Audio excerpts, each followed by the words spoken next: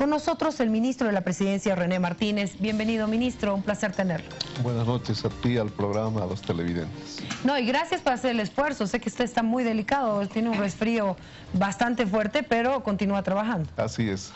Bueno, las obligaciones y la responsabilidad, mucho más en un tema que amerita una profunda preocupación y desnudar estas posiciones que gestión tras gestión ya casi nos acostumbran ciertos posicionamientos que, lejos de estar con criterios de evaluación técnico-científicas, más bien tienen un contenido altamente de interés político. ¿En base a qué Estados Unidos desertifica a Bolivia? 3 etapas que ha tenido en estas últimas décadas como base teórica el crecimiento de la política de antidrogas de parte de Estados Unidos, y empieza con una primera fase, medios de comunicación pueden ratificar este hecho, de prohibición directa porque se incorpora la hoja de coca a un listado de estupefacientes sin verificación científica. Es un elemento que no debemos dejar pasar o dejar que se pase por alto en la medida en que estas prohibiciones que se ha permitido instancias internacionales, en muchos de los casos tiene la exigencia para estar acompañadas con un marco teórico científico. Vale decir, hoja de coca en su estado natural, sinónimo de droga. Primera incorporación. Un segundo momento, estas políticas han desarrollado marcos normativos para hacer fiscalización. Fiscalización directa para tener el pretexto de estar presentes en todo el territorio de América Latina y a partir de aquello hacer que el control de presencias institucionales ajenas a los estados en América Latina como la DEA se han permitido, mediante este escudo de justificación teórica, tener injerencia y hacer inclusive intervencionismo político en cada uno de nuestros países. Y el tercer momento es la estigmatización directa, vale decir que cualquier ciudadano en América Latina que esté vinculada a la producción de coca, así sea en su hoja natural o en su transformación industrial, es sinónimo de narcotraficante. Este hecho, reitero, ha generado instancias de seguimiento, de medición, pero hay un contrasentido de resultados y a eso llamamos hipocresía de esta política de antidrogas que está desarrollando Estados Unidos, porque no hace fe a una observación ni siquiera de cuantificación que ellos mismos oficialmente hacen conocer públicamente para hacer coherencia de una decisión de desertificación, en este caso con Bolivia. Me refiero a este cuadro que has debido conocer tú. Estamos hablando cultivos de coca en todo este giro de toda la cadena productiva que, hablando específicamente de nuestro país, no son más del 10%. 10% de la producción, pero con un resultado de desertificación. El Perú, que tiene por encima de estos 23.100 hectáreas que nosotros tenemos como país, tiene cerca de 55.000 hectáreas, vale decir el doble, 25% más que el nuestro, y tiene certificación por parte de Estados Unidos. ¿Cómo entiendes que siendo el 10% de la producción de coca seas desertificado y alguien que tiene el 25% tenga certificación? Y en el caso de Colombia es mucho peor. Acá estamos hablando 6 veces más que de la cantidad de hectáreas con relación a nuestro país. 146.000 hectáreas, vale decir el 65% de toda la producción se lleva en Colombia y tiene la calificación de certificación, aunque ahora nos hacían conocer de que había una amenaza. Una amenaza a la propia Colombia, pero que también tiene intereses políticos, porque esa amenaza no está en función ni a un parámetro de porcentajes como el que estamos demostrando, sino más bien a una incomodidad del gobierno norteamericano porque las FARC participan en un proceso de pacificación en la propia Colombia. O sea, me está diciendo que Estados Unidos estaría en contra de la pacificación de Colombia. Están apostando más por una supuesta lucha antidrogas para amenazar al Estado de Colombia, pero por esta incomodidad política que por supuesto le incomoda al gobierno norteamericano y prefiere más la violencia, prefiere más la lucha contra el narcotráfico, donde hay injerencia, donde hay pérdida de vidas humanas, antes que mirar con buenos ojos un proceso de pacificación que además han estado discutiendo y debatiendo no solamente los propios colombianos, sino la obligación de tener en la región armonía y paz entre nuestros estados. ¿Cómo vamos nosotros con la erradicación de la hoja de coca? A diferencia de lo que significaba la presencia de la DEA en nuestro país, tenemos un otro cuadro que nos grafica incuestionablemente diferencias. En 10 años, de 1996 al 2005, con la DEA, 48.949 operativos. Del 2006 al 2016, 133.346 operativos. Vale decir que en conclusiones tenemos 172% de resultado en incremento de operativos. Esta cifra han sido reconocidas por otras instancias que hacen seguimiento la lucha contra el narcotráfico para ponderar positivamente estos resultados y felicitar a nuestro gobierno por estos esfuerzos. En cantidad de secuestro de cocaína, de los mismos años, del 96 al 2005, 101 toneladas secuestradas. Del 2006 al 2016, 283 toneladas secuestradas. Un porcentaje de incremento de 180% como resultado positivo en favor de esta política antidrogas desarrollada con el estilo y la responsabilidad de nuestro gobierno en nuestro país. En recursos asignados, pese a que nos criticaban la oposición, que tiene una mirada muy simplista, que tiene una lectura muy superficial, porque no conocen estas profundidades, es que se asignó en este mismo lapso de tiempo, del 2004 al 2012, 1.633 millones de bolivianos que fueron asignados a la NAS.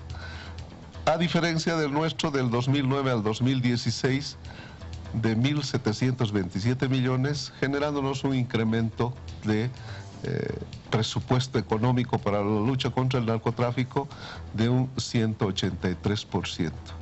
La enorme diferencia de estas cifras cuantificadas, no solamente en operativos, no solamente en secuestro de cocaína, sino en recursos asignados, es que no tenemos muertos, no tenemos gente de represión con la violación de derechos, como existió entre el 96 y el 2005, al menos 60 muertos y 702 heridos. Hablemos de algunas cifras, ministro, de cultivos de la hoja de coca. ¿Cuáles son las cifras que ustedes están manejando? Porque la oposición decía, ya tenemos un desborde de los cultivos y esto también sería parte del análisis de Estados Unidos para desertificar. Este es un cuadro que nos grafica en la totalidad. Son informes oficiales que manejan estas entidades internacionales. Redondeando cifras, estamos hablando de estos 23.100 hectáreas, pero que, reitero, paradójicamente tienen una enorme diferencia de consideración pese a los logros y los resultados de políticas que como gobierno sin presencia de la DEA hemos logrado. Por eso te decía, es que hay una mirada muy superficial por parte de las opiniones políticas de parlamentarios de derecha que no conocen cifras cuantificadas que manejan entidades internacionales. Ahora, tenemos nosotros 23.100 hectáreas, dice, ¿no? Según este cuadro. ¿Qué dice la norma? ¿Cómo vamos nosotros ya internamente, más allá de hacer una comparación con Perú y Colombia? Más allá de las comparaciones, ¿qué es lo que teníamos anteriormente? Una norma impuesta que en un anterior programa habíamos debatido contigo. Y hoy por hoy, separando ese equívoco, ese atrevimiento, ese abuso de agarrar la hoja de coca en su estado natural e incorporar a un listado de estupefacientes que ya estaban transformados. Hoy por hoy generamos dos ámbitos normativos, como debiera haber sido siempre: una visión integral en la Ley General de la Coca, en su estado natural, reitero, en su estado natural, sin que esto implique, y vale la pena hacer hincapié en esto, porque la preocupación tuya va en ese sentido, y dónde queda la transformación ilícita en un otro marco teórico que está plenamente vigente, que hay sanción, penalidades privativas de libertad, como cualquier Estado concibe en hechos de delitos con penalidades de acuerdo a la gravedad de los hechos. Vale decir de que estamos frente a un ordenamiento jurídico legal y a una apropiación correcta de aquello que es estado natural de la hoja de coca, y la sanción que tienes que tener en un marco de penalidades a la transformación de esa hoja natural en estupefaciente, en droga. Pero bueno, tenemos que ser realistas también ante lo que nosotros tenemos en el país. Y hay una cantidad de coca que no va al mercado legal. También lo habíamos analizado y habíamos hecho una autocrítica en torno a este tema, y la preocupación también estaba ahí. Así es. Pero la propia norma, la propia ley general, sanciona a quienes hagan traslación de este estado natural y remitan o canalicen hacia fines ilícitos la transformación, aunque estudios internacionales reconocen que la mayor parte de circulación de droga, en este caso la cocaína en el país, consideran a Bolivia como un país de tránsito. ¿Usted no considera que es un país productor? No, somos productores, no estamos haciendo negación de aquello, pero tenemos resultados, mejores resultados sin la presencia de la DEA, mejores cantidades de recursos destinados para la lucha contra el narcotráfico, con estos componentes que marcan una diferencia, pero lo que sí hay que ser equilibrados y racionales es entender también que el territorio boliviano es también parte del tránsito de drogas que viene del Perú hacia el Brasil y hacia otros estados. Cuando comenzábamos la entrevista decía, ya nos tienen acostumbrados a esta desertificación. ¿No nos afecta en nada a nivel de nuestro país o a nivel de imagen internacional? Si hacemos conciencia de que hay una intencionalidad política, entiendo que las cifras son incuestionables en términos de estar conscientes con nuestra responsabilidad, y por supuesto una intencionalidad política de desprestigiar a un gobierno progresista como es el nuestro, a la cabeza y liderizada por el presidente Evo Morales, que dicho sea de paso viene de la dirigencia sindical cocalera. Por supuesto que hay una intencionalidad de manchar, de empañar algo que puede poner inclusive en duda de este crecimiento económico, que al ver un solo componente, que es el problema de las drogas, el problema de traslación y toda esa cadena productiva que tienen por la vía ilícita, también manejan recursos económicos, pueda estar en la intención de querer manchar y desprestigiar esta capacidad de haber generado como gobierno una década de victoria con otros componentes, donde nuestras políticas económicas, al igual que estos resultados que estamos mostrando a la opinión pública nacional, tiene el reconocimiento de entidades financieras internacionales. Jamás logramos las reservas económicas históricas que hoy tenemos, jamás fuimos sujetos de crédito de proyectos de envergadura como hoy en el aniversario de Cochabamba se está mostrando al país primeros pasos de industrialización. Jamás habíamos logrado años de permanente crecimiento económico, sino más bien tradicionalmente éramos un estado deficitario que tenía que ir a mendigar inclusive para pagar su propia burocracia. Creo que son elementos a algo que es mucho más contundente todavía, que casi paso por alto, es haber logrado sacar de la extrema pobreza a casi más de 2 millones de bolivianos que estaban campeando en esa extrema pobreza. Estos indicadores, te reitero que nada tienen que ver con este tema, generan un crédito histórico para nuestro país, porque así lo reconocen las fuentes internacionales, no solamente porque nosotros lo decimos. Ahora, ministro, este tipo de pronunciamientos, de desertificación a nuestro país, ¿aleja más esta relación de Bolivia-Estados Unidos? Entiendo que desnuda intenciones, y creo que las voluntades se construyen de buena fe, diciendo verdades. No hay buena fe en Estados Unidos. En este caso no hay. Y mucho más si es que estamos hablando solamente de uno de los componentes, producción de la hoja de coca, que en su parte de esta cantidad de producción va a la transformación ilícita, y no estamos tocando siquiera este otro componente que es el mercado. Estados Unidos como el principal mercado de consumo a nivel mundial.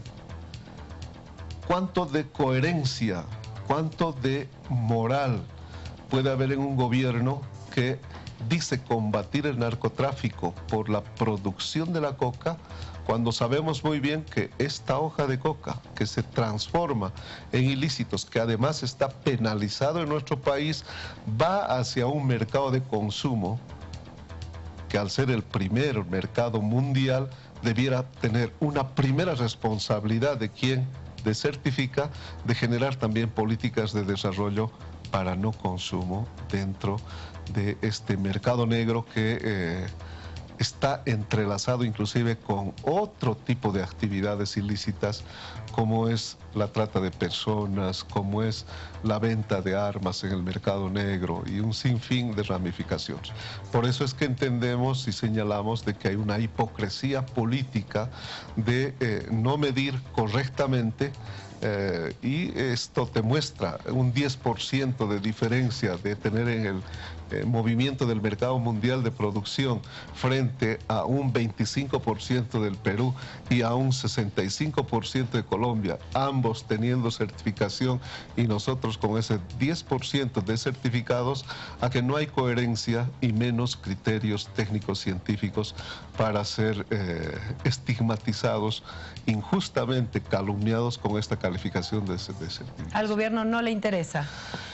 Nos preocupa en la medida en que hay una pretensión, te reitero, de empañar esta década de victoria, de vincular a esa visión de liderazgo que tiene nuestro presidente en el país por estos logros del sacrificio del Estado plurinacional boliviano, y no solamente al estar liderizando temas en América Latina, sino en el mundo, porque hoy por hoy como país somos iniciativa política en foros mundiales donde se discuten estos temas. Pero la obligación nuestra es que, más allá de que haya un criterio unilateral del gobierno norteamericano, tengamos que desnudar, tengamos que denunciar estos despropósitos que, te reitero, están alejados a una valoración técnico-científica de estos hechos.